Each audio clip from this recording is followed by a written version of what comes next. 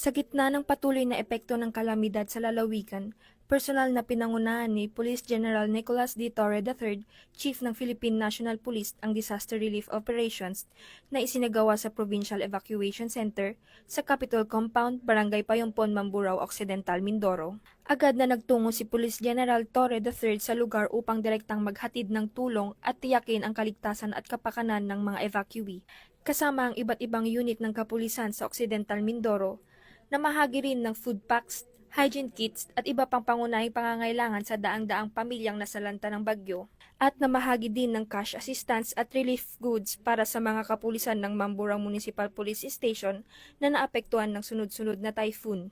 Patuloy namang naka-alerto ang buong hanay ng PNP sa Occidental Mindoro at mga karatig lugar upang tumugon sa anumang pangangailangan. Hinikayat din ng pambansang pulisya ang publiko na manatiling kalmado, maging alerto at makipagtulungan sa mga otoridad para sa kaligtasan ng lahat. Ang ginawang hakbang ng PNP ay patunay ng kanilang serbisyo ay may malasakit, hindi lamang sa panahon ng katahimikan kundi lalo na sa panahon ng kagipitan. Ito ay pagkikipagkapwa-tao. Alam naman natin na marami talaga ang nasalanta nung last na 3 bagyo. Kaya kailangan natin mag-empathize sa kanila. Including our policemen na mga kahit na nasalanta ay tumutulong pa rin. So nandito kami. Nag-raise tayo ng pondo through the charity boxing match at part of that proceeds ay dinala natin dito sa kanila.